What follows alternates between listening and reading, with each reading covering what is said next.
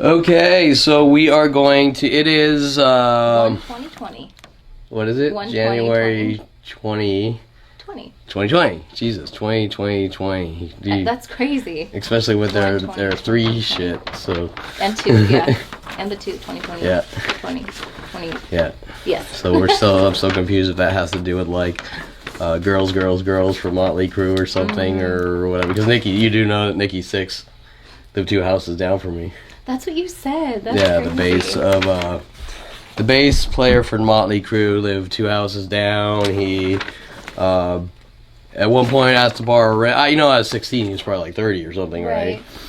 He came over. I was under my car, working on my car. I wanted to borrow a wrench, and then another thing. He after that, he was a little. I guess he warmed up a little. And he did like this O.J. Simpson. He had like a white Bronco. I think it was white, maybe black.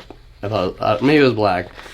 And he comes up the street and he passes the house and he kind of swerves at me. Really? And then veers off. And then after this, my brother puts I swerve and hit people at random on his license plate frame for some reason. Maybe my brother did it before that. I'm not sure. Right. And the world's running around saying Kevin swerves and hits people at random with his car. Which is ridiculous. Yeah. Jeez, I didn't. Okay. That's just one of the things. So like I've had people in Subway like harassing me, and I go like, here's a card, and he goes, I'm trying to do this, don't swerve at me, or things like that, right? Weird. And he's alluding to my brother's license plate frame. Right. So remember, all these conversations that we talk about are other people doing shit and saying it's Kevin. Right. Right? And then it's Kevin's a violent paranoid schizo. So you just see the connected events. Yeah. Okay. So anyways. I didn't realize all those things were connected too. Yeah, with Nikki Sixx and stuff. But yeah, so that's... Now, I never thought about it. I never connected those dots back then. I mean, this is way after 29. I'm looking back going, what the fuck is going on? I mean, I even had some guy flicking me off today. Really? After getting a coffee. Why? Well, okay, so he's... The same thing, how they're trying to turn things around on me. Like, he's, I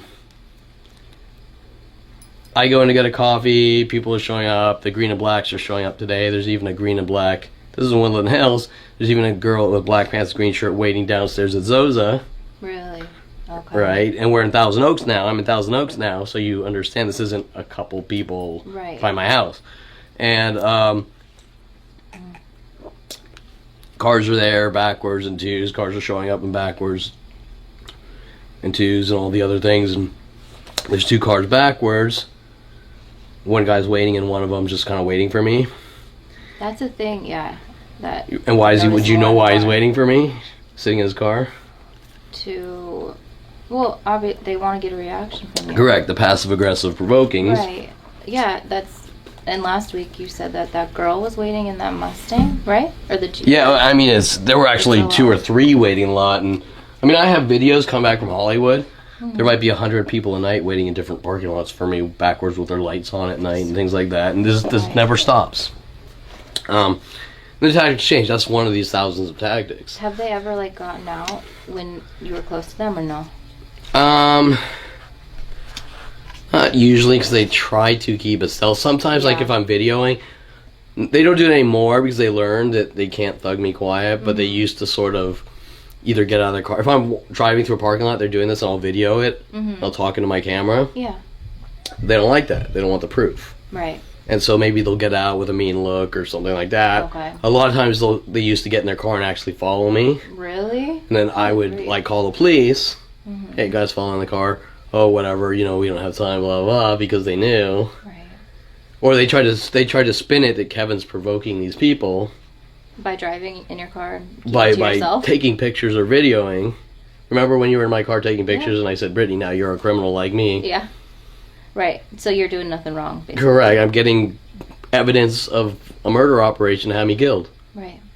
The police are telling him to do it when the police won't help you. Right, if somebody's following you and they're telling you. Correct, when someone's following us, well, are you taking pictures? Do you have a camera? Well, they didn't say it, but they either allude to it or they, right? If somebody's following you, you should, it doesn't matter if I'm taking pictures. No. I'm allowed to take pictures, especially if the fuckers hunt me down to kill me. Right, exactly. Right, just like Allied Universal Security saying you committed a crime because you took a picture on private property.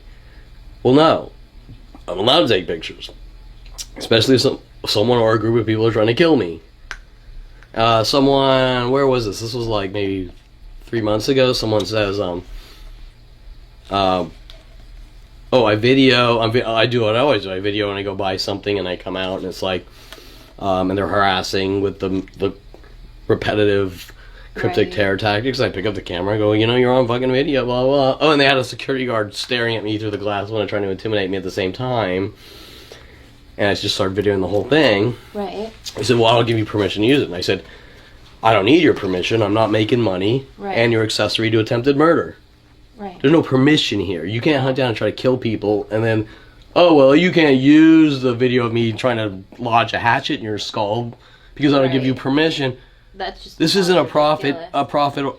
this isn't HBO here. Or, it's not for profit. Right, okay. I'm not Hollywood here making a movie. I'm out in public and you're trying to fucking kill me. Right. And you're on video. You're an accessory to fucking attempted murder. Mm-hmm. There's no. First of all, it's newsworthy. Right. Because in news, if it's a crime, there's no. Oh, I give you permission. You're involved in the fucking. You waive your rights. Exactly. But second of all, it's worthy to go to the police or put up on my website or any other website going, these people are hunting me down to have me killed. Right. Period. Absolutely. And so their thought process is, I want to say just completely moronic, but they know better. Mm-hmm. Yep. So was there an original topic or question that we were talking? You asked if someone got out of the car, whatever. Oh, right? Yeah. I was thinking about that one couple, but I guess they were walking to their car or something. Which one? The pink shirt and the guy. And with the girl that had her Corvette out here that followed me here?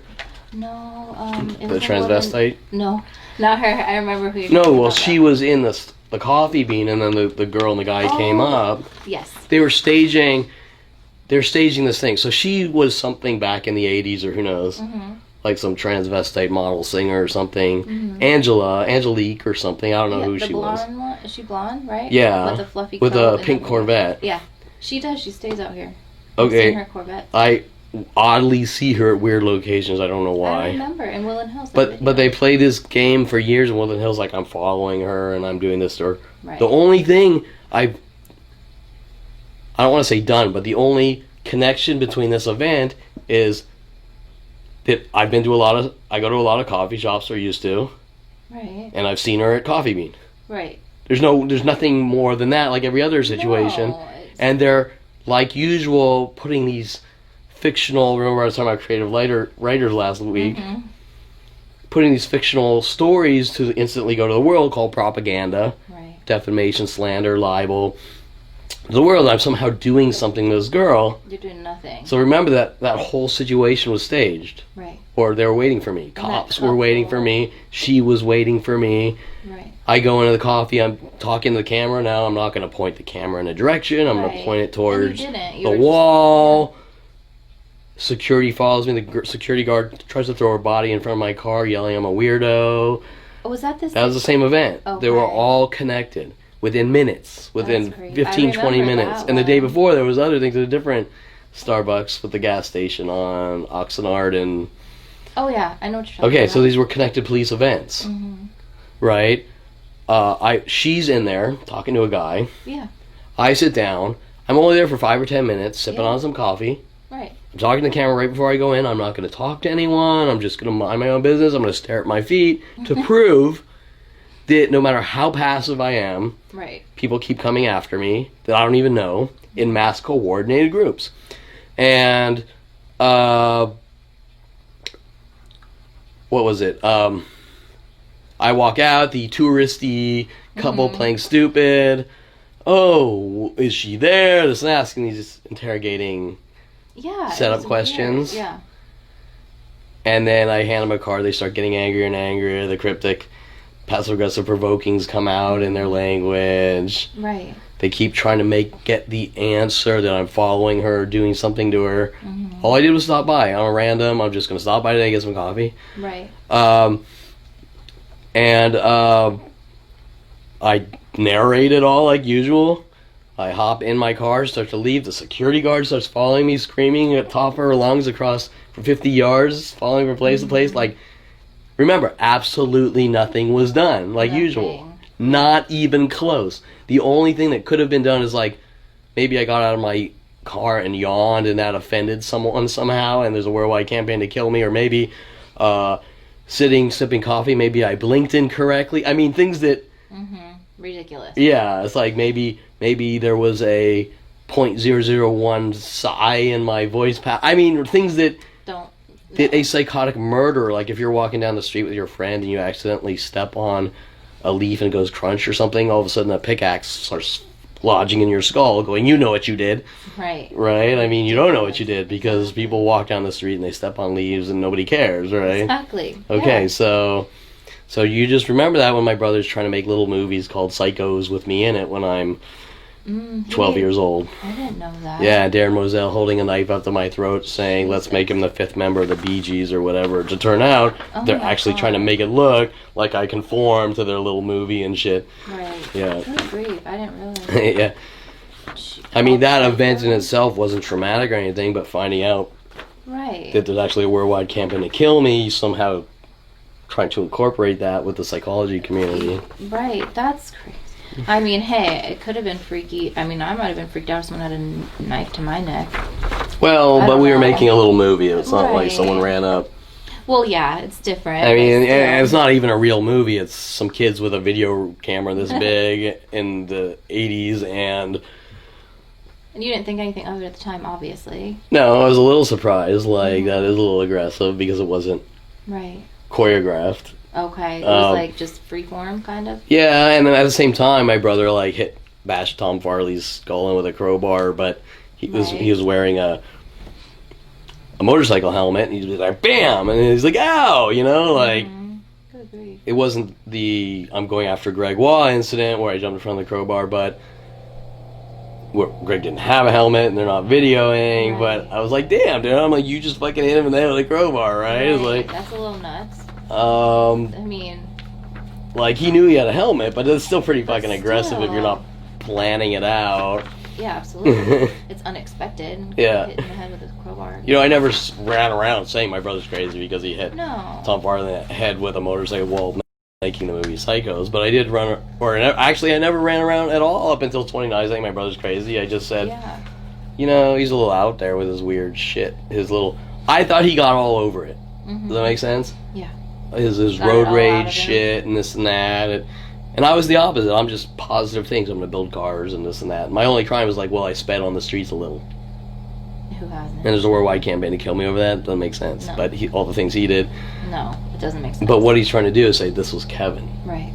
Yeah, okay, Which so... it never was. Any of that. Yeah. Like the complete opposite. Yeah, like correct. you stepped in between. Yeah. Yeah. Okay, so let's go to some notes. Because it's already... Okay, the first thing I was thinking about in the last couple of days is the connection, and this might or might not be, this might be hit or miss.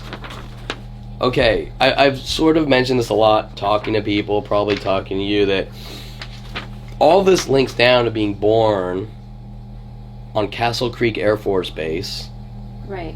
A father who's a doctor on an Air Force base at Castle Creek Air Force Base, Merced, California, built in 1941, Pearl Harbor. There's 100 million references about my name, Perlman, and me being crazy and anti-Semitic or to the Jewish religion. Well, these are all things that link into Adolf Hitler and Jewish community and religion, all going back to 1977, the movie Wizards, which we watched. I had Brittany watch the movie Wizards, so you understood the Nazi references that Ralph Bakshi has the evil wizard Black Wolf project to stun all the good people with Nazi imagery using footage from news footage or whatever from that time. Okay, so all these things are to try to make me look crazy and make me look like I conform to media. That being said, at 5 years old, we move out here to Woodland Hills, California, on Tierra Street, where I mentioned the throwing the mud in the street. My family's going, our son's a crazy, violent, paranoid schizo because he threw some mud in the street and hit a car. Right. Okay, well, who the fuck would care? Right, accident. Like, why obsess on this thing if it's the end of the world? Oh, that's what it is. Sorry, jump back. So this morning, getting coffee, leaving the parking lot, there's 2 cars backwards. There's a guy waiting in one of them. I'm standing in the parking lot videoing everything, like doing a 360 and videoing and talking to the camera. I get in my car, I leave, I'm videoing him in the car, and he flicks me off. Really? Yeah, and so that was the whole fuck you. Oh, yeah, okay. That's But- how you started the combo. But who has initiated it with worldwide support and... Right. Right, why is he mad at me? He's No following me reason. there, he's waiting there, he's working mental illness tactics with worldwide support, but he's mad at me. Okay, so anyways, I'm sorry. Yeah. I have to use the restroom at some point soon. okay. So should I So- go right now? No, before let me we just get finish into this it? topic. Okay. I'm so I'll make sorry. you hold it. I'm sorry. Okay, and seriously, talking about people, no offense, Brittany, No, you're fine. that need to be checked out with doctors for like bladder issues. I think Brittany, I've okay, always so, had it, yes. It's always been a thing. I'm really okay, sorry. so just joking. No, it's fine. Where was I? Air Force Base Air and Force the guy Base. flipping you off. Okay, so the whole Nazi tactics, we talk in several videos that the resources, the billions of government Right. resources on me, linking with my father's secondary psychology degree, I can't specifically tell you what's going on with the government psychology community, NSA, FBI, Kevin's the next Vegas shooter, No. childhood flagging and profiling, we think Kevin's the next Ted Bundy, whatever. Right. But, and like I said, this is either hit or miss. How does Terrence Scroggins fit into this? With Greg Koenig in number 2. Wait. Yeah, he's in 1. Scroggins is in unit 1. Koenig is the guy you saw in video cramming shit in my car and vandalizing my car for like 10 years straight. And the threats, hey, is that marijuana? Because he saw me with a cigar. Well, you better not smoke marijuana. Like these types of, almost like paid off by my family. Right. Like, why do you care if I smoke marijuana, right? Right. And I've even had girls sent after me from Arizona when I was in college, Christina Stalinsky. She finds out, typing to her on IRC, that I was hanging out with my friends and I smoked some weed. So after that, my family's running around with her and the government saying I'm addicted to marijuana because I told her... That you smoke some weed. Yeah.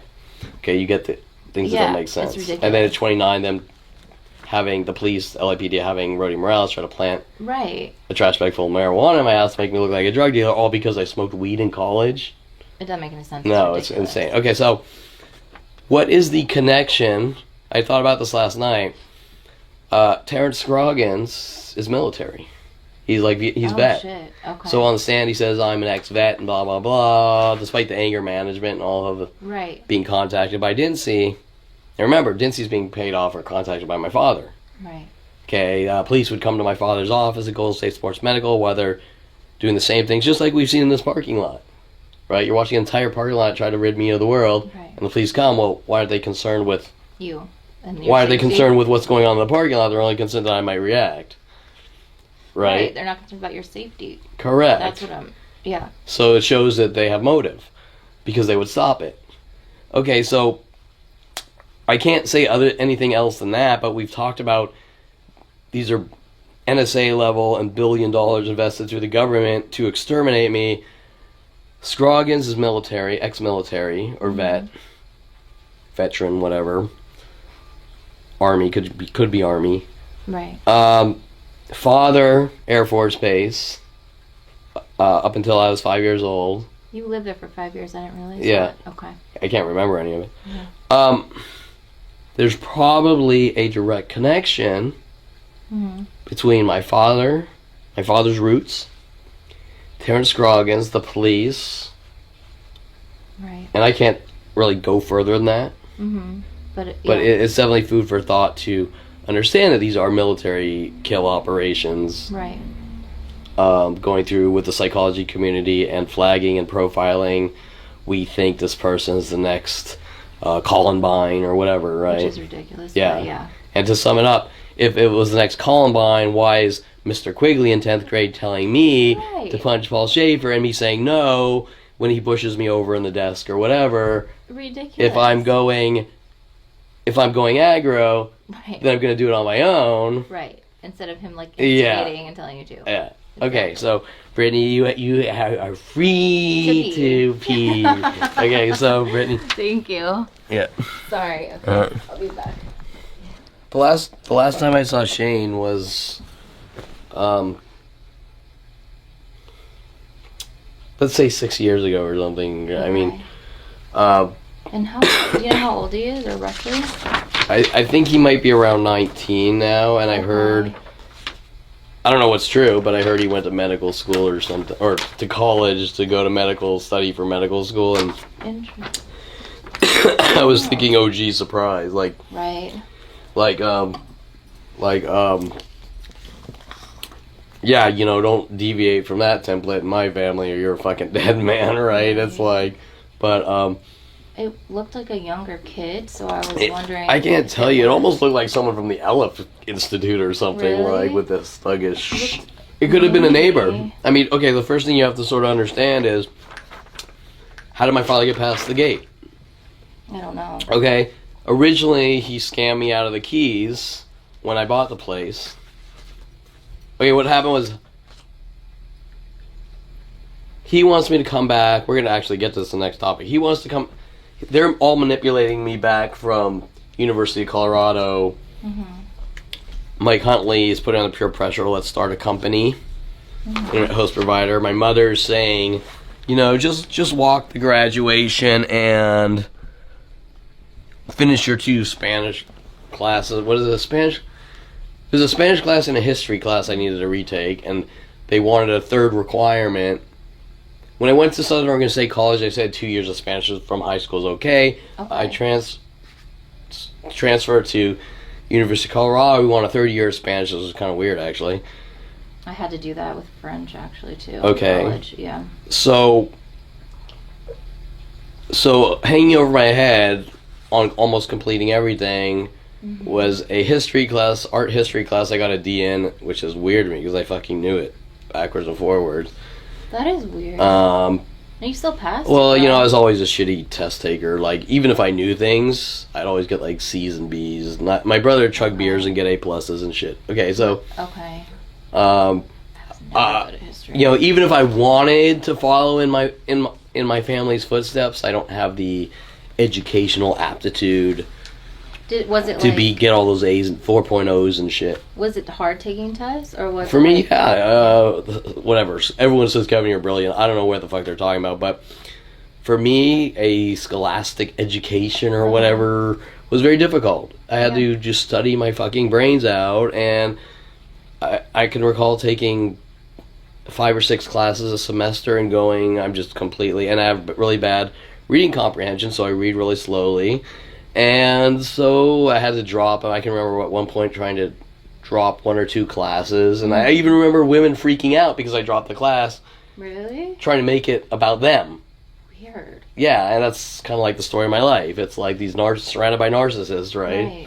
And I didn't even know them, right? It was like maybe I flirted with them and they sat kind of close to me or something. That's it, right? But and you drop a class and it's all about them, like really like you weird. did something to them or something. But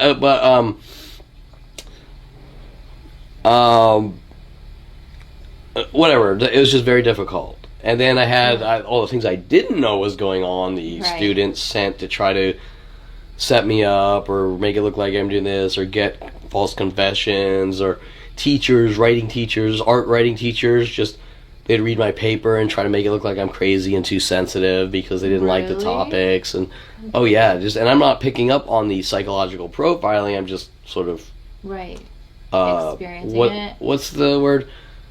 Like I'm just interacting like you normally would. Like I write an art paper about how electronic media, the new technology, will never be,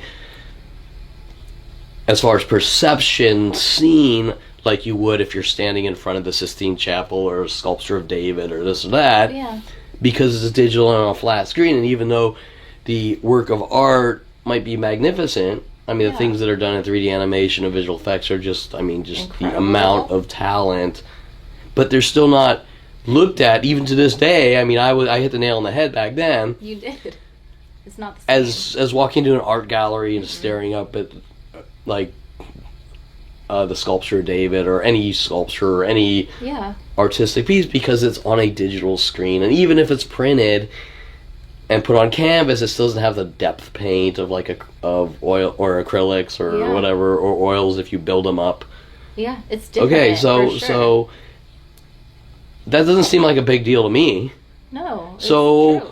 Okay, now everyone read your paper in class. God, Kevin, you're just too sensitive about this and blah blah. And I wasn't like crying when I was reading the paper or anything. I just read the paper. That doesn't make any sense to me. Correct. And then like my sculpture class, Naughty Carrie, she called herself Naughty Carrie. And actually she was linking herself back to Carrie and Kelly Hatch in Southern Oregon State College. I didn't make the connection. Mm-hmm. And I think they're sort of linking it to movie references, like the movie Carrie, like kind of what's done to Miley. Right. Minus the psychic. Right. Kill shit. Okay, so, that's, like, lock Kevin in a bubble, a box, a cage. Okay, so in your sculpture class, you said? So, sculpture class, one of my sculptures was a tin head. Okay, so I took one, they got mad at me because I did a negative of my face, and then I think somehow the idea came possibly because Kelly Hatch told me about doing a shining, and I want to try that or whatever. That's cool. It seems cool anyway. I can't remember what I did with the thing, but I did a negative. You have to make a mold and whatever. Okay, yeah. So that wasn't big. But the next thing I did, I took a mannequin head. I did like a clay thing around the mannequin head. It was a female one. Mm-hmm. I put those tin salad bowls? Yeah. I took one of those and then I put it like a metal plate head, kind of like the Lyle character, a little metal plate. Okay, cool. And then I wired up like blinking LEDs No way. Grabbed the soldering iron, did a little blinking robotic head thing. Okay, cool. So then comes critique, and it's all about how because the mannequin head is female, it portrays me as being controlling. What? Yeah. Now, remember, these are harmless critiques, supposedly. No, that's weird. But it is a little off the wall. I would be like, I mean, listen, you're free to say it in a critique, but that's it really shouldn't go past that room. You know what I'm saying? It's just that's not like a unbiased critique. Look, I'm not saying that people shouldn't say it. What I'm saying is, it is kind of off the wall from, why is that the first thought in her head? Right, exactly. Like, why not? Oh, cool, I see a female role. Like, if I watch the movie AI or whatever, I'm not like, the producer is a controlling freak, right? I'm going like, it's about robots. It's so weird. I would be like, huh? I'd be confused by that critique, just saying. Like, why is that the first thought in your head? Yeah. So it was all about Kevin's controlling. And remember, we have comments from Tom Farley, Kevin, you can't control people. Right. Tom wasn't even there. Tom was at Clemson. First he was at UOP Stockton, and I'm pretty sure that was intentional for the little schizo references. Mm-hmm. And why can't you just go, that's a cool robot. Now, let's talk about the making. Not that anyone really should give a shit. Well, I just went to a fucking random place and found the first styrofoam mannequin head I could find. I wasn't, this is college. I wasn't under a $1 million movie budget here with, okay, these are quick projects. Right. Okay, then the next thing is, she said I don't remember exactly what the project was, the criteria was, but she wanted us to go out and do something. Mm-hmm. And so Chad Bowers, remember one of the dudes in jail just recently was talking about Norland Library at University of Colorado, trying to guilt me. Okay. I met Chad Bowers doing IT at Norland Library, where I first started chatting on IRC County Jail, where they started sending all these women after me on IRC. I became friends with Chad Bowers. Little did I know all these weird freaky things were going on. Right. I take a photography class, a film photography class in 96, 97. Chad Bowers borrowed my Canon AE1. My brother sends in Mike Wexler, his friend in Colorado. They're mad at me for taking pictures. Kevin's abusive. He's spying on people. He's violating people with cameras. I'm just trying to take a fucking picture.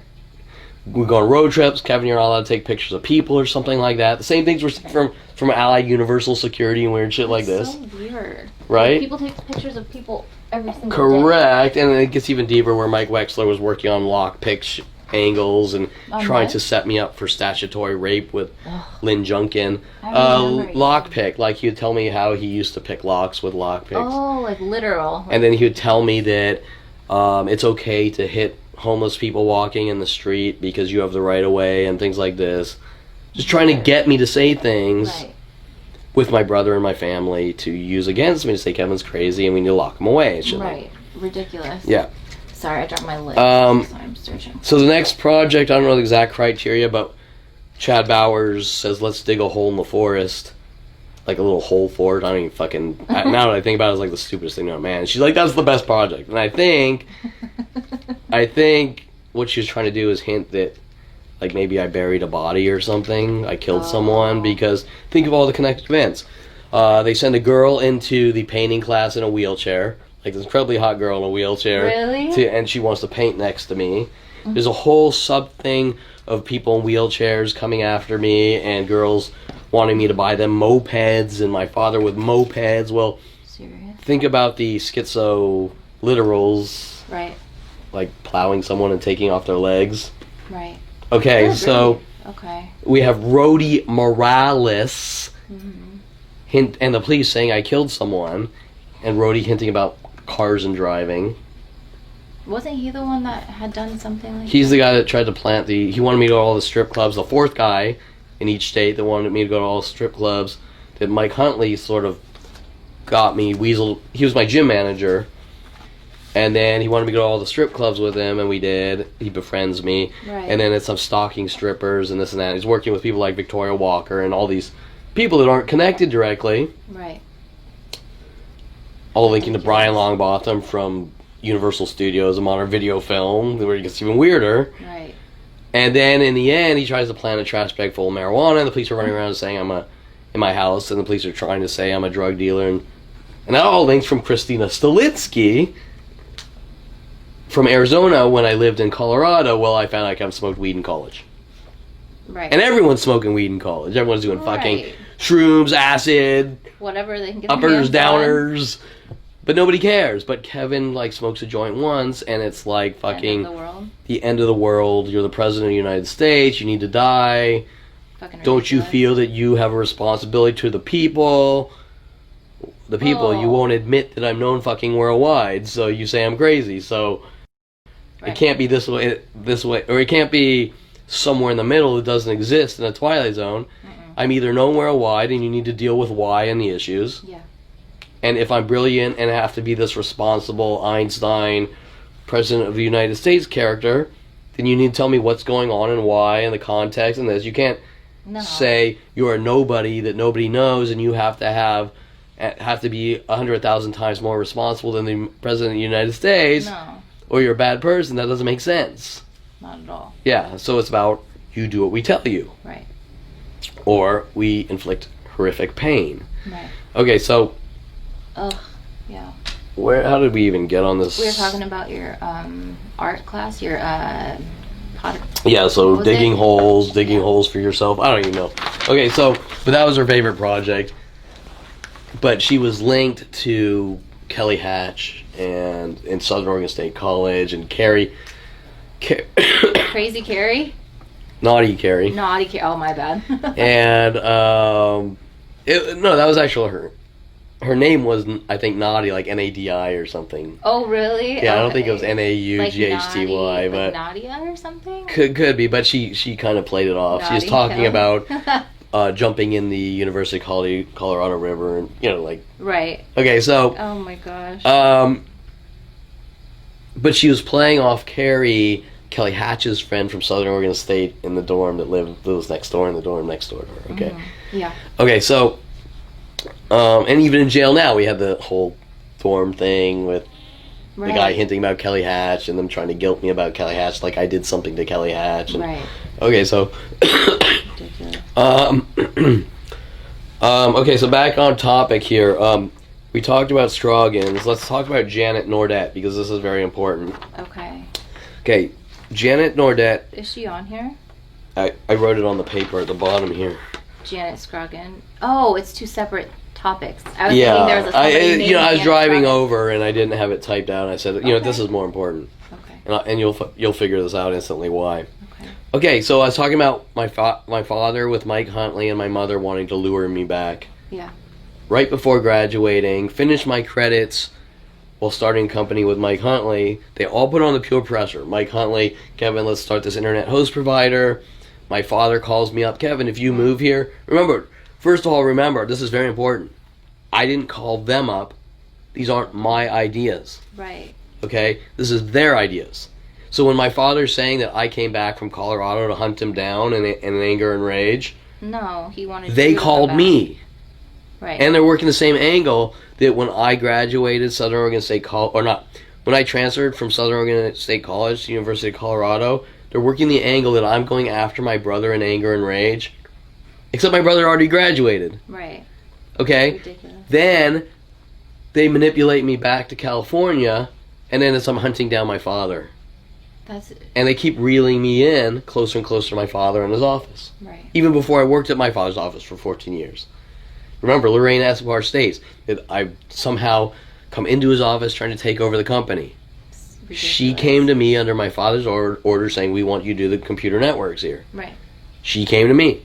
I moved back from Colorado to California when Mike Huntley called me up. I want to start a company with you. Yeah. My father said, for no reason at all, I didn't ask for a place to live. Kevin, you can live at my place for a year so he could try to spy on me and do freaky shit. At the time, what did you think? I just thought this is my family, and I love my family, and they're great, and they support me, and they're funding my college, and I love my family, and the best thing, and life's really hard for me, and everyone else is making it, and I was really thankful, and grateful. And I was kind of giving to everyone else because I was like, there's 80% people out there that have it worse than me, and they got to pay their own college, and they can't even make it to college, and whatever. They're working at coffee shops for fucking $8.25 minimum wage, and here I am, and I'm lucky enough that I can have I'm not saying like the best, greatest life in my $50 million mansion or anything here. Right. I'm just saying that there's a lot worse. Yeah. Until I find out. Okay, so you were grateful initially, though. You were like super grateful and like I love my family. Couldn't fucking imagine. No, of course what you couldn't. Was whatever you want to say, like bestowed on me or. I don't like that. That sounds like a gift or something. It's not. Yeah, it's not a gift. Like, what I was about to find out. It's kind of like if we want to play fantasy fiction, it's like Luke Skywalker finding out his father's fucking Darth Vader or something. Okay. Right. Exactly. Because like. Yeah, you're like super grateful. Like this is who you are at your core. Like you give to other people. Like you're grateful for them, like helping you or whatever before you knew any different. Yeah. Like you love your family, they love you. You're grateful about it. Yeah. And felt fortunate. And then you find out they're telling the world you're a violent paranoid schizo that needs to be eradicated with every resource on the motherfucking planet, and billions of government dollars, and we're watching everything you do, and we're collecting everything you do, and we're twisting and contorting it out of context. Right. And of course you'd never think that because, like, how could you even fathom something like that? Correct. And the way they're using the information is about to try to torture and kill. It's not just we have the information, which is disturbing enough. Right. We're using it as a weapon and not one person using it as a weapon. Right. Over the 7 billion people on this planet, there's a good 4 billion people actively involved to torture and kill me. I've witnessed that all day and night for 18 years, and I find out it's exponentially growing since 5 years old. Right. On a smaller scale until 94 when the internet comes around and my brother wants me to see the internet. Right. I mean, and it's just like you don't see anything wrong with what you're doing here. This 42-year worldwide witch hunt. Right. And people are just running around screaming, "He's gonna hex me," and you're just it's ridiculous. It's like, yeah, it's like how are so many people? I don't want to say under this spell, but like how are so many people convinced that you? I think it's just we've actually had these conversations, but I think it's reinforced lies. Right. Like, let me give you an example. Have you ever watched the news? Yeah. And maybe you're watching like an opposing news channel, and you keep watching it over and over. And when you first watch it, you go, "These people sound fucking crazy." And then the more you watch it, the more it sort of solidifies, and the more it solidifies, and the more. And then you sort of become like swayed. like a soap opera watcher, Yeah. and you start to sort of believe it. Yeah. But remember, you don't know behind the scenes what facts are being checked Exactly. and what's not being checked. You like take it as truth. Basically. Correct. So once they sort of create the foundation or base that Kevin Perlman is this evil monster, they start throwing on the new out of context arguments, the newer out of context. Okay, example: Kevin supposedly did horrible things to Kelly Hatch and tried to steal her car and tried to break into her room, and none of it exists. No. Okay, so we've now set the stage, but remember, there's no fact. No. It's all propaganda. There's no evidence of any of that shit. Correct. there. Now, Kevin he moved to Colorado, and there's a girl in his astronomy class that is kind of a goth lookalike like Kelly Hatch, and she just manages to move above Kevin Perlman, and she manages to leave her keys in the car in hopes I'll steal her car, just like Kelly Hatch's lies with her Jeep Cherokee. Of course, it doesn't work, but they're going to make up the lie. Okay, look, Kevin now tried to steal her car, and Kevin's stalking her. Right. Wait, there's two girls, and they're lookalikes? Oh, Kevin's crazy. Okay, now They're piling Kevin takes on a the photography class, and he's harassing people with his camera. Well, nothing happened in that photography class at all, like everything else. Right. Um, You're doing the normal thing. the fictional, out of context, Wow. creative writing is being written and is given out to the world. Right. Okay, now we have, 7 events that never happened, but the people, they don't know that. They believe the information, because it's coming from FBI and NSA and Right. people in the psychology community and authority. Oh, well, Kevin just wrote this paper and he's hypersensitive about this issue, and That's just ridiculous. nobody would care about these things, but Kevin cares. Well, that's not the true story. No. Okay, so now we put this in there. Okay, so and everyone's watching this internet-based soap starting in '94. Before it was smaller circles getting the defamation, the slander, and propaganda. Now we have a worldwide system built around Kevin Perlman, Right. which Jason Perlman wants me to use the internet so bad. And we're just adding fuel to the fire of newer lie, and anyone can jump on this internet system and make up whatever lie. Oh, Kevin came into my store and he tried to rape me. Who knows, right? Right.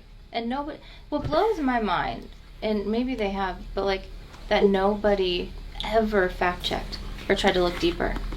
And that's where it really gets weird, because there's a point where you say, this is just fucking absurd. It doesn't make any sense. Right. Right? Starbucks and coffee bean alone have something like 15 accusations. They just keep changing. Right. Exactly. Well, doesn't that look a little shady here? Yeah. I mean, how many things...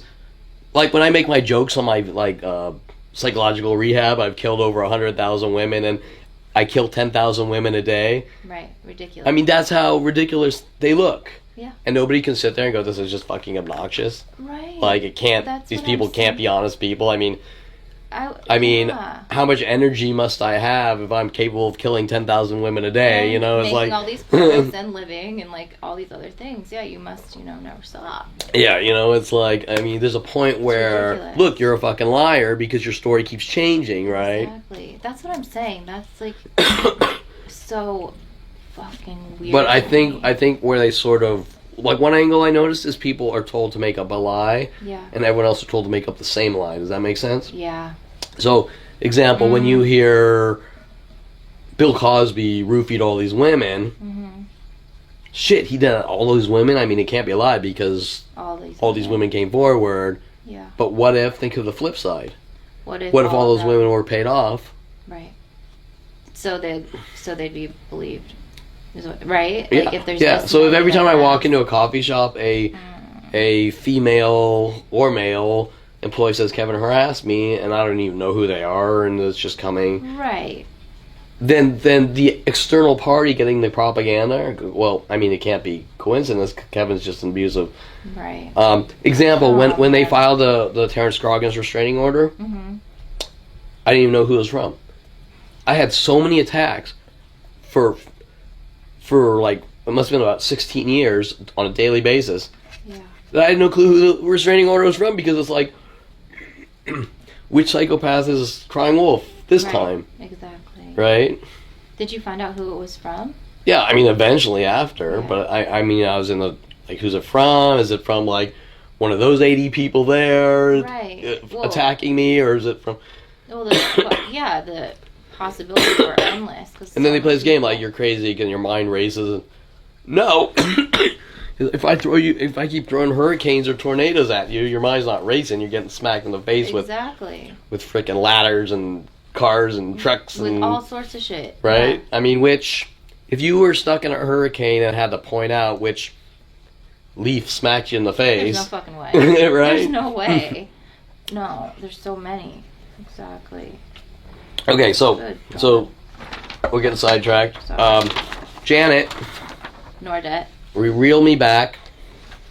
And Janet is Dad's. Okay, and this is where things get strange because apparently I've supposedly sabotaged all my mother and father's relationships, which is odd to me. So finding out the shock things that are being said about you by your own family. Yeah. My father claims I did things to all of his women, his girlfriends and wives. My mother, obviously, even though she won't directly state it, I'm pretty sure they both got together making up lies. It's my fault they got divorced. Especially with my mother's weird comments that my past caught up with me, hinting that I need to move. The only thing I can relate that to is that she divorced my father when I was 13 and eventually moved to Canada with Arnold Silver after she married him. Yeah. And she's like, almost like, I think we have some of these conversations on video. She's trying to like, she's in denial or something. So it sounds like. And like she's trying to cope with her own divorce by saying it's my fault.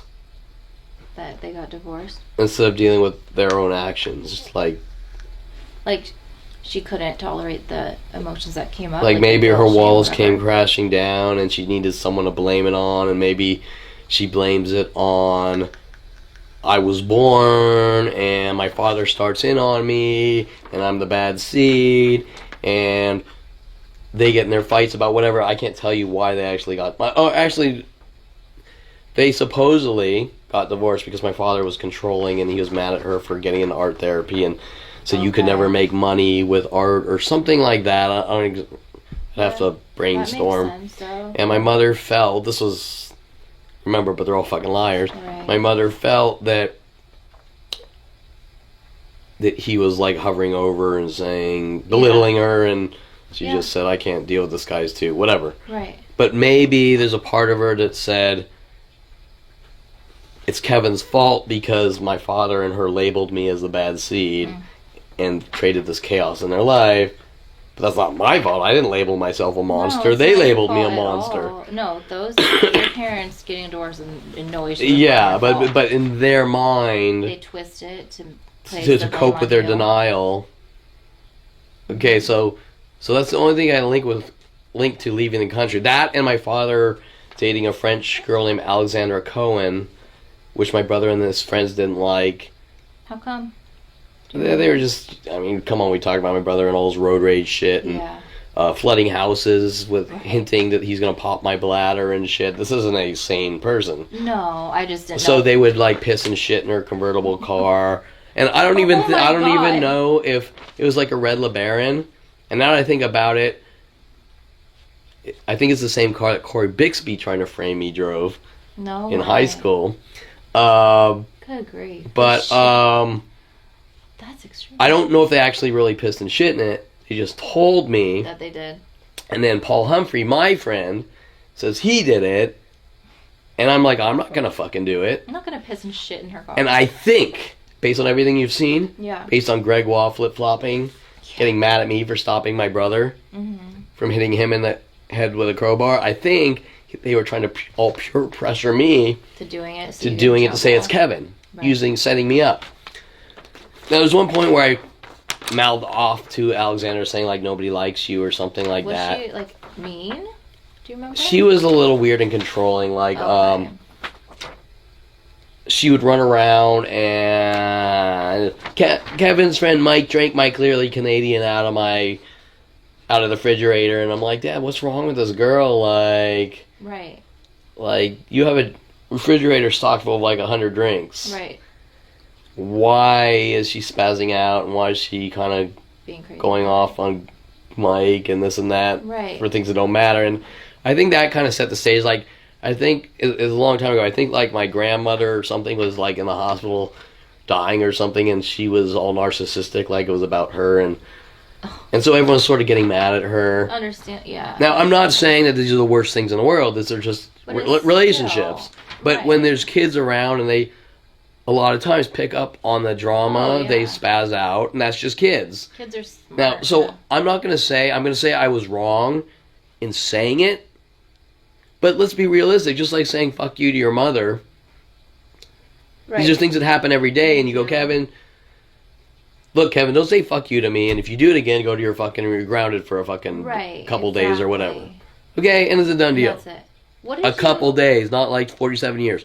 Okay, what so did you even say to this Alexandra? that was it, and they were having an argument. My father could have just been like, look, Kevin, don't fucking say that, and it's a done deal. Mm-hmm. Okay, but I have people following me around to this day in cars with Alexander plates, parking them in front of my house, and like with this, trying to guilt me or create obsessional loopings or and the gang stalking tactics. Well, first, how do they have the information? Right. Second of all, why are they using it as a weapon to try to make me look like a violent, paranoid schizo with obsession problems? Right. Exactly. Okay, so that's the real question. Over these events that are like insignificant. Sure. So then we have all my dad's girlfriends, like Shelly. This is after Janet. My father goes back to Shelly, the one he originally cheated on my mother with. Okay. And she says she's getting married to my dad. And she says, now you have an evil stepmother. And before I had a chance to try to sit down with her, she tells her son Eric to go after me and go ballistic on me. And her mother and her stepfather are just sitting there with these gang stalking tactics. And my father's whistling at me every time we watch a movie, hinting with the whistling tactic. Okay, so you don't know what's going on. Right. Because nothing's directly said about anything. But you're watching a pattern of all my and my mother's husband, Arnold Silbury, has invested insane amounts of money to rid me of the world from Canada. Right. And I have Paul Humphrey working some angle about cheating on, stealing people's wives when I'm 16 and growing up. Or Shannon Hess comes in my life cheating on her husband, and then the world's told I hit her with a mask on and I'm a home wrecker and things. You didn't know she was married, right? Correct, but remember we're talking about the reinforced lies for stranger after stranger. All lies. These aren't random incidences. They're all strangers coordinating these things. Right. They don't make any sense. No. It's like the exact opposite is true of what they're saying. Yeah, and so the more you tell them the truth, the angrier they get. You don't talk or we kill you and shit like that. Right. Or you're a whistleblower. Like, you're doing this for me? Okay, so, Shelly. Okay, so now we're coming back to Janet. You have the stage, the context set. So Shelly was... My father, ironically, is marrying... We've talked about the divorce with my mother. Yeah. My father... Everything is timed out perfectly. Do you understand? Mm-hmm. My father is marrying Janet Nordet, some girl in his office, not in his office, but doing some kind of gray area medical kickback thing that he had just went through, like some kind of 5-year court trial for. Oh, shit. Yeah, and she's a Cuban. Oh, this is... Okay. So you're going to actually need to link that to the porn star Havana Ginger, who now calls herself Cuban Muffin, like her Twitter nickname. Yeah. After me buying muffins at Coffee Bean. Oh my gosh. Right? Cuban muffin. Okay. Right. Yeah. Now it's comical in a way, but they're doing it out of anger. Exactly. Okay. Right. No, I totally get it. Okay. Now, she's the one who tried to kill him and went to jail? Janet Nordet. Yeah. Okay. Supposedly. I'm going to put a supposedly. Okay, now think of there's a whole bunch of things, and I gotta... Okay, so... My father wants me to move into his house for a year. Why? I'm already living alone in Colorado. Right. Mike Huntley wants me to move back, start company with him. You've seen what Mike turned to be. Yeah. My mother wants me to walk to graduation before graduating just to make... for nostalgia, and these aren't the biggest deals. Right. And come back and take the classes and transfer the credits over. I got lawyers worldwide saying I'm a criminal because I walked the graduation... Before graduating? Before graduating, but how would they have that information? They wouldn't. Correct. But they do. And so we're not going to help you. try to collect things that don't matter to justify exterminating me. My father's marrying Janet and wants me to move in right around that time. Right. Where he's staging all these things, how I'm trying to sabotage Janet Nordette, do all these horrible things to Janet Nordette, make Janet Nordette go crazy. And that's your fault. It's all my fault, like everything else. Right. All I did, like usual, was move in, and I was kind of isolated and kind of live my life. Yeah. And I wasn't even really around them much. Right. And Janet started off as like kind of the silicone-breasted Susie homemaker, and then she went crazier and crazier. Now, if you've been around my father and seen his abuse, you could understand how someone would go into crazy mode. But I think I sent you maybe 4 months ago, those conversations with me and Janet. That was her that you were talking to? The text. About your father and stuff? Yeah. Oh, She's contacting me right before, a few months before they're throwing me back in the can. Right. And if you look at the conversations, you can see she's trying to manipulate me to make it look like I'm going after Shane or trying to get information from Shane about my father. Right. So now, once again, just like my brother and Gregoire, the little Bonnie and Clyde marriage couple here with my father, we're getting married, let's bring Kevin back to fuck him over. Right. So Janet Nordette, the one who supposedly attempted to kill your father, is your brother's mother. Shane's, yeah. Okay. My younger brother. I have two brothers. Your younger half brother's mother. Yeah. Okay. Okay. My guess is that she never did the fucking thing to him, and they staged the whole thing because you were looking at the fucking resources. Right. Okay, and that's freaky to say because yeah, I don't want to sound like one of these dudes saying no one ever went to the moon or 911 flying planes into the Twin Towers never happened or it was a U.S. job. Right. But after the things I've seen around my life, right, it's not off the table. Most of these things are paid off people and staged. What we call in the gang stalking world is called street theater. Street theater? Street theater. They're dramatized events to try to get reactions or make you look a certain way. Example, if you walked into a supermarket and 10 people were told to spaz out in such ways by maybe dropping toilet paper rolls or right all at the same time and things that couldn't normally happen, they're trying to get you, the target, to react in such a way to use it against you. Right. Okay, same thing. We got Janet working with my father. I want you to pretend that this is happening and that's happening and blah, blah, blah. Right. I want to try to get a reaction from Kevin to go after you to protect his father. Mm-hmm. All the things they couldn't get from me. Right. But they're going to make up the cover-up lies, as you've seen, for each and everything time they try to set me up because they don't want to look like people that set people up. Right. Exactly. Because that in itself is criminal. Right. Destroying people's lives by setting people up is criminal. Absolutely. So they got to cover up every time they try to set me up. Right. They got to make up the cover-up lie. Example: Bob Sandler states in The Office, Kevin, I don't like your friend Paul, so I'm going to shut down his website account. Well, Bob, what? You can't shut down Paul's website account because you don't like him. No. Because he's a customer and pays. Yeah. So what do? Kevin's a piece of shit, and he shut down Paul's account. That's bullshit. And now everywhere I go, people play this game like... That's bullshit. I'm unprofessional, so if I go to a coffee shop, you can't be here because we don't like you. But what really happened was I passed the test, like usual, but they got it covered up, just like you're seeing with the Gord system. Right. Oh, God, yeah. Okay? It's ridiculous. But... once again, this isn't one piece of shit. No. It's person after person after person after person until I'm dead and gone. That's lots of pieces of shit. Okay, so we have this situation where my father wants me to move in to make it look like I'm trying to, and Janet, make it look like I'm going after her to protect my father and destroy the relationship when she shows signs of paranoia or starting to go ballistic or anger. Right. Yet, like everything else, I stayed away from the entire thing. Now, my father got all crafty. Kevin, let's go out to dinner every Sunday night after I move out. And every conversation was how Janet's abusive to my father from my father. Why do you think he was doing that? Maybe so you would react towards Janet in some type of way. Correct.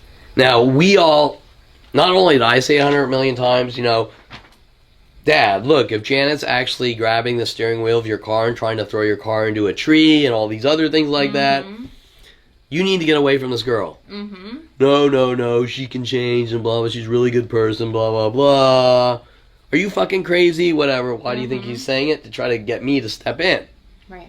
And the more I'm distancing myself, the more the lies of his get aggressive about Janet. Now, I remember sitting with him and Lorena at one of his office lunches. This was way after Janet supposedly went to jail. Going, you said this about... He had several lies in this one lunch. First, he says, Kevin, remember when you lit the hill back on fire when you were a kid? And that wasn't you. And that wasn't me. That was Jason and Richard Grunberg. Right. When I'm really starting to understand my father's pathological lying abilities, and how it just goes from thing to thing, and watching people run around saying I've supposedly done this, and I have anger issues. Right. And then he says, we talk about my wrestling, and he says, yeah, I remember I used to go to all your wrestling matches. You went to one wrestling match only. Ever. And I didn't say this, but it was like the Alamany tournament or something, and in that wrestling match, the one wrestling match, I'm not 100% sure, but I think the one wrestling match my father went to, the Agura kid died. What? My coach had us go to Agura to train on the Agura High School on a couple of occasions, and they they had me train with the one kid that was like an all-state pro fucking wrestler, and I was really shitty, but I sort of practiced with him. Yeah. Okay, so we go to the Alamany tournament, I think it was the Alamany tournament, and he wins in his weight class. I was a different weight class, I think. Maybe I was the same for a while, I don't know, but he wins that tournament in his weight class, and then he keels over and dies. That same day? Yeah. What? Yeah, on the mat. He wins, and then his heart goes out or something, and he dies. Holy shit. Now, I'm not 100% sure, but I'm pretty sure that... I know 100% that my father only went to one, and he lied right there. Did you say that to him at the table? That, Dad, you only went to one? Correct, and he lied, and he just said, no, I went to all of them. Okay, and... Holy crap. And I think it's a little... I'm not 100% sure, but I think I'm 70% sure that the only match my father went to as a kid that died that I trained with, not trained with, but crazy. one or two times. Did you see him, die? I just saw him on the mat, and I saw the paramedics come in, and it could have been staged, now that I think about it. The whole thing could have been staged. That's crazy. Right? Okay, so, because you're at a distance. So maybe he's just lying there playing dead, and they come in and they wheel him out, and you'd never know, right? Okay, whatever. Crazy. What was the next lie? Oh, I go, Dad, so we somehow shift topics. I'm not in really lie detector mode or anything, and I shift topics, and I said, remember when Janet grabbed your steering wheel and threw your car? Because that's what he told me. Right. No, she did? Okay, well, Really? You know what? If your fucking wife grabbed the fucking steering wheel of your car and tried to throw you into a fucking tree, you don't forget that shit. No. Okay, so he's a fucking liar. So the point is that he's trying to sort of rile me up in these Sunday dinners at Houston's, hinting about Jen Hess, who they paid off to hunt me down and exterminate me. That they're trying to cover up desperately with law enforcement, who they claim I hit in the face with a mask on and shit like this. Weird. He's trying to rile me up to go after Janet, blah, blah, blah. Fails. Like usual, fails. And the more I move out and away, the more he's trying to reel me back to get me pissed off at her. Eventually, they go south. She tells the police, supposedly, that he tried to hit her, or he had hit her. Janet? Yeah. My father had to move out of his house for a year. She had the house. Really? She never had bruises. Mm-hmm. They never filed charges, I think, but they said, you gotta stay away from this girl. Mm-hmm. There were restraining orders. She also at the same time was having Shane. I go to bail my father out. I hop in my car to drive down to Lost Hills police station. Magically, no, you don't need to come because she's picking me up to get me out. What the fuck? Right, something's not right here. It's almost like I don't want That's you weird. to see me in jail, right? Mm-hmm. Because maybe he's not in jail. Right. Okay, That's weird. so, and why would she be the one? Exactly. Okay, so, She wouldn't. yeah, so anyways, to make a long story short, she supposedly did all these things like come down to my father's office, and the office employees, just like me, were calling the police saying she did this, she did that. But I've been in that office for 14 years, was the nicest person known to man, went out of my way for these people, devoted my life for these people, worked all day and night, 24/7 to get these people running and stabilized, and no matter what you did, I'm going to hunt down and kill Kevin. No communication, no dialogue. It's all about them. There's no middle ground. Right. If you blink wrong while minding your own business and they're spying on your computer activity or whatever, they're taking turns in anger and rage with worldwide groups. Right. Anything, if you're pushed in a position where you try to defend yourself, say anything, it's twisted and contorted with the police and government. By the way, a lot of the things that were going on in jail in this arrest were linked to hints about my father's office, try to cover up my father's crime spree. The point is that I have been in that office for 14 years, watched pretty much worldwide murder operations with 28 psychotic employees, and a father saying I can't fire any of my employees because I could get sued, even though they're following you from place to place, trying to fucking wipe you off the planet. Oh, I would fire. Not that I ever asked him to. Right. Well, he tried to say, Kevin, what do you want me to do to try to get me to say something like I think I'm the boss? I watched setups with my father's friend Debbie Groveman trying to tell me to take over the company and get rid of Lorena, and my father didn't think that was wrong. Right. I watched endless stalking things with Lorena herself. I watched Lorena come out asking me questions in front of my father if I have violent thoughts working with the police and my father. Weird. They're not doing anything wrong. I'm the bad guy. And then when I start working from either coffee shops or home, they get even angrier. Right. We don't want you in the office, even though at first it was I want to be there 9 to 5, and if anything goes wrong, I want to help you. Absolutely. And then it's we don't want you in the office because no actual reason, we just don't like you. And then it switches to, oh, it's your armpits, which they sent me to pit, chest, waist-side. She sent me little threat messages. Right. We had that conversation. Mm-hmm. Okay, so... That's so weird. So... Did they get upset then because you weren't in the office and there was something about the server or something they couldn't log in? You know what, there's 100,000 things. Okay. 100,000 things. It was minute by minute. Yeah. And when I was in the office minding my own business, because you're not always working on shit. Right. You're just there for them, and maybe I'm working on my own shit. Yeah. And they're walking behind me. You see the surveillance video of them walking behind me. Yes, yes, yes. Hey, hey, hey. Mm-hmm. X-ray tech walk by every 10 minutes and whistle. That's on. I Minute by minute, just like your parking lot here and in your office here for 14 years nonstop. And then maybe I drive out to Malibu and linked events and Vegas and Florida, all linked events. Yeah. Minute by minute. They didn't do anything wrong. Tracking, hacking all my passwords. You've seen the passwords coming from strangers worldwide. Yeah. My passwords stalked to show that they're stalking me. George in the office kept getting the newer and newer administrative passwords, and he would hint that he knows it. They were crippling all of the servers. I kept fixing the servers. Right. They had insane worldwide attacks from the outside, all directed with Lorena Escobar trying to make it look like I'm incompetent. If I tighten up security, Kevin's blocking us and stopping us from working, even though they could work fine. I can sit here and talk to you for a year straight about that alone. Right. But we're running here on time. When did you start realizing, like when you started working there, did you start to notice these things right away? Like at your desk? Yeah. Okay. Yeah, like right when I walked in the door. But remember that it starts with Mike Huntley at 29. Right. this is about 4 years later. Oh, okay. There's a worldwide attack. How do you, once again, who's it coming from? Where's it coming from? Right, how do you make sense of it? Yeah. And so I knew that they were involved. Yeah. But who specifically and what it's about, and it's worldwide. Right. Okay, the bottom line is the same things. I'm the only guy that has morals and ethics, and I'm being hunted with worldwide support. But Janet's the evil person, and she needs to go to jail.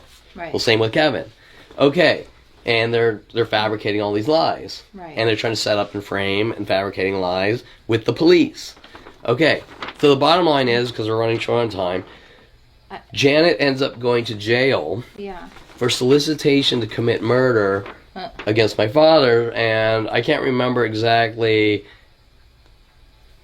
At one point, after Shane is born, they're separated. Janet claims that people are following her around or things like this. Mm-hmm. The same types of things they did with Alita, a black girl in my father's office, trying to pretend she's paranoid and trying to befriend me to try to set me up and frame me with the black community. Janet supposedly contacts her son. Her son Mario has been in and out of jail. Oh, she has an older son too? She has several kids, but not with my father. Mario's not with my father. Okay, yeah. She contacts like a guy named Tyrell or something. Mm-hmm. Mario's friend from jail. Or Mario went to jail, he had a friend that got out of jail.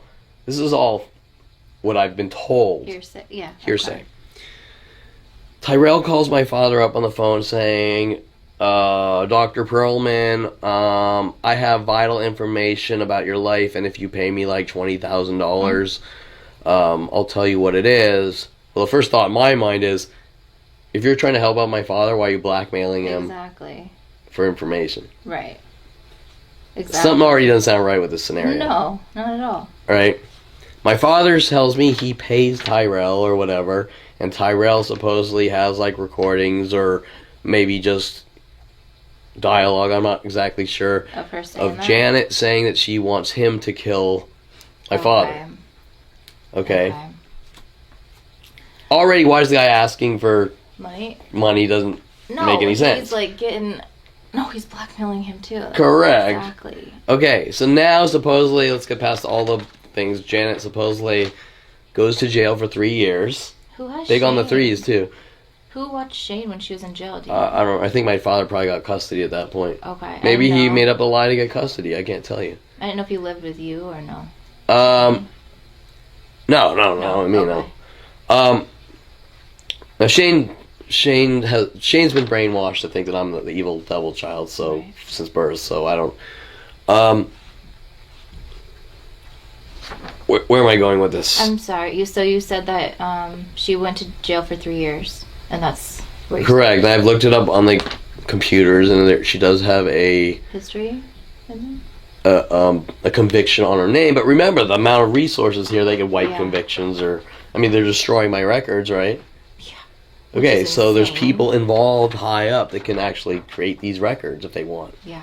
Okay, so it's like you can't trust anything. Correct. So now, don't you think it's strange that they put me in jail right now and people keep telling me, random stranger after stranger, all over from downtown LA, fucking Long Beach, Kevin, you need to kill your father and take care of your shit. That's really fucking strange. And most of these guys aren't murderers. They're fucking like people who've been addicted to fucking crystal meth and shit with no teeth and. Right. I think it's really weird that they. Correct. Do you see a pattern here? Mm-hmm. Yeah. Okay, of trying to get me to be Kevin's schizo, and he's like Janet. He thinks he's Janet, and the same lies. Janet suffers from split personality disorder, and when she gets mad, her face changes. My father said that about her, and he's spewing the same bullshit about me. The same template, the same Lorraine Escobar and Ron Perlman extermination template onto me. Trying to get me to make it look like I'm going after my father. The same thing. Lorraine Escobar was making up lies when I worked there. Kevin's in here. He's trying to take over the company. You hired me. No, I didn't. Elsie Sandoval making up lies. I hit her. I didn't fucking hit you. What are you talking about? Ridiculous. You would never. Correct. Unless you're literally defending yourself. Like if she was coming at you. Correct, but nothing even came close. No, exactly. It's crazy. You would not ever like show violence like that unless it was like to protect yourself. Correct. Like self-defense. Ever. Okay, and the same template. This Kevin's schizo, Kevin's split personality, Kevin's Ridiculous. this same exact template. Now we're in jail, and it's Kevin, you need to kill your father. Well, this entire thing is Kevin came back from Colorado, and he came after me, and he moved into my office building with Mike Huntley for Signity Services.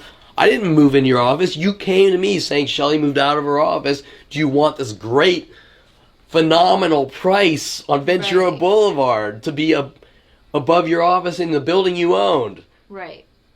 And then they jacked into the hub.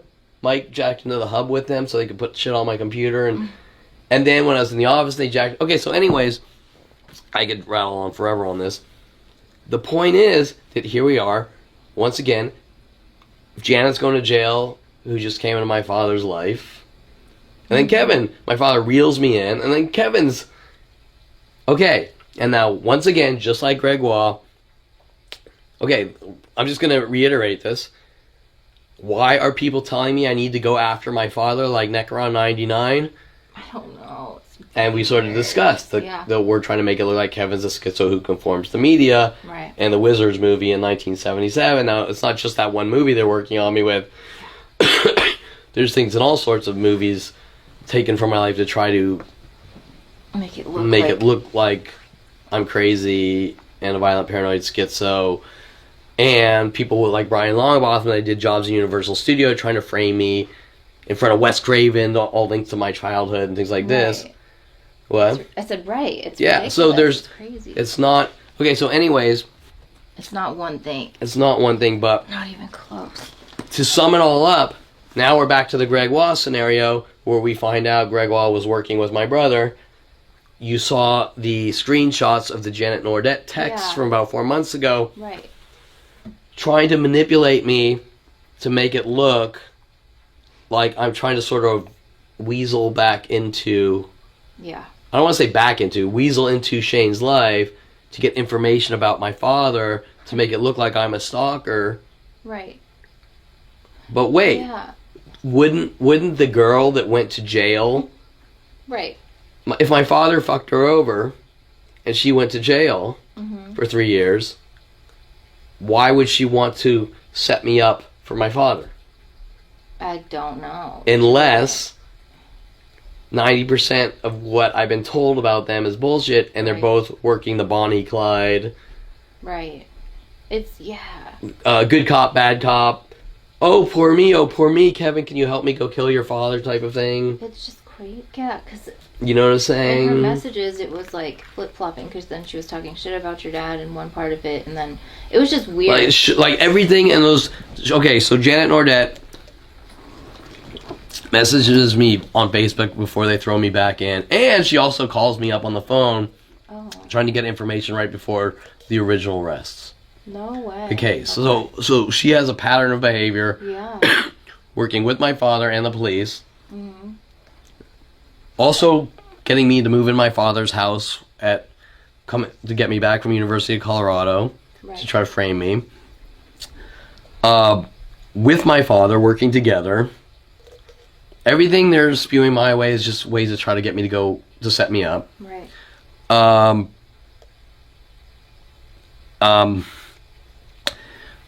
She messages me on Facebook. They're all screen captured. Brittany has seen them. And she says she's trying to get information like, oh, your father's crazy, blah, blah, blah. Maybe you should talk to Shane about this. Maybe. Listen, and I say to Janet in the text, I don't want to talk to Shane. I've known you for X amount of years, and you lived in that house. Why don't you tell me the bullshit that my father's saying about me? Right. From you. I don't want to hear about Shane. Right. No, he's never said a thing. Bullshit. Weird. Okay, you should talk. You should ask Shane about that. Yeah. You should. Oh, I think first she starts. You should reunite with Shane and you should talk to your father because he's getting old. It's weird. It's just the whole Why does she care? Exactly. Okay. Exactly, and that's And they still talk? Well, supposedly they don't. Only when they have to. But Right. but yet here she is playing middleman to set me up. Why does she care? Right before I'm getting arrested. Right before they're going to resentence me. Why does she care? There's no reason. Right before Seymour intentionally loses the appeals. Why does she care? And, doesn't make sense. right? Yeah. Okay, it doesn't make any sense unless you're paid off or you're involved in something. Trying to cover something up. Right. Okay, so I want you to contact Shane. You know, you should contact Shane. You can ask Shane what. Janet, I don't want to contact. Oh, first she starts off. You know, Shane hasn't seen you in a while, and you should talk to Shane. And I say to Janet, I'm not talking to Shane. Shane knows what he's been involved in, and if he wants to talk to me, he can approach me like a man. Yeah. Tell me he's sorry, and tell me what the fucking problem is. Right. And if he doesn't tell me what this is about and the problem is with an apology, then we have nothing to talk about. Right. Period. I'm not going to be manipulated or weaseled or befriended or this or that. Right. He can come to me like a fucking man, and he can say, look, Kevin, I'm sorry, and your father's crazy, and he said these things, and blah, blah, blah. I'm not going to him. Right. Okay? He took part in this. Did he ever I come cut him to off. you? Has he ever, like, reached out? No. There were several things that happened that every time I'd go... Now, first, I have to be fair to Shane that he was young. Yeah. He believed what he was told. Yeah. And you're going to believe what you're told starting at little, 5 years old. Right. And getting to 18 or... I probably stopped talking to him at 14 or 15. Okay. So that elastic mind and you believe your father and blah, blah, Right. blah. Okay, that's going to happen. Okay, there's a point where my father wanted him to work in the office, and I was working in the office. He lasted like a day and a half. He worked in the file room where I worked when I was 16, where my father was making lies. I stole $10,000 from him. He said, Kevin, you know, hang out with Shane, take him to lunch, sure. I'm obviously being mentally battered in the office. I say, Shane, I don't want to say anything negative. I'm just I can tell he was sort of acting out with the shit he was told, provoking me, and I just said, Shane, I'm just going to say this, because I didn't want to say any specifics. I didn't want to... Yeah. I wanted him to learn for himself. Does that make sense? Yeah, it does. I can't tell you that this person is a bad person. Right. Because it's hearsay, or you might not believe it. You have to learn for yourself. Make your own decision, yeah. But I said, Shane, I just want to say one thing to you. You're young. You don't understand. Sometimes there are people that aren't good people, and they say things that aren't true because they don't like other people, and just understand that, and don't instantly believe what people tell you. You hear. Yeah. Okay, just don't. That's actually. He lasted maybe another day, and then he quit. Okay. And for all I know, my father's running around saying I butt raped Shane. I don't fucking know. Right. No, that was like a good big brother yeah, that's talk, it. honestly. I didn't say anything specific. I didn't say anything about Lorraine, anything in the office, anything about my father, anything about Shelley. Right. Well, you just told him to make your own decisions. said, don't instantly believe. Right. Everything you hear. And I put heavy emphasis on that. Yeah. Okay. And which is like a good moral to have, honestly. yeah, and I think later on, like maybe a year later, he was texting me, but his texts were the abusive spy game, terror, torture tactics. I said definitely like Jason or something like that. And that was the last. Okay. I never heard from him again. I never reached out. Yeah, because there's no point. Right. Until he realizes what he's involved in, and can be a man. That's the knock. Just a minute. So our time's up here. Sorry. And to sum that all up, here's Janet. Right. Maybe 5 years later, trying to make it look like I'm stalking Shane for information about my father. Right before they send me in jail, what people telling me I need to... Oh, and she's also telling me I need to reunite with my father. Just weird. And people in jail are telling me that I need to go after and kill my father. Not one, stranger after stranger in different dorms and cells. Yeah. What do you think would happen if I were to call up my father and say, Dad, I'm sorry, and you're getting old, and Kevin's stalking his father. Kevin's going to kill his father, right? We're trying to set that stage. Right, exactly. That's so weird to me. Like, were you weirded out in there when people kept saying repeatedly? No, because I've dealt with it for 18 years. Right. 18/42 years. So you see through the shit. And I see it instantly. I can read the entire room. I can see what fish they're sending in. Yeah. I can see the hidden messages they're putting up on the walls and this and that, on the beds. I can see what's planned out and that they were always going to put me in that jail cell for a reason. It's just like... And no matter how many times I call the bluff or just say it, they just keep doing getting angrier and angrier and coming in larger and larger groups. Right. And that's a lot of billions of dollars to invest in a guy. A lot. For no reason at all. Right. Zero reason. Yeah, and I know you have to go, but any iterations on any of this, like maybe their motive, what you think? I think what you said to Shane is like the best possible thing to like reiterate is like make your own decisions. Like you don't know that everything that you hear about everything is fucking true. Yeah. You know? Yeah. Like I know you. Yeah. Like if somebody were to come up to me and say some shit like that, I'd be like, you're fucking ridiculous. Like I know Kevin. No, all these things you're hearing are is bullshit. What you're saying is a lie. Like seriously. Yeah. You know? And you know, I made those mistakes when my father kept babbling about Janet. I instantly believed him.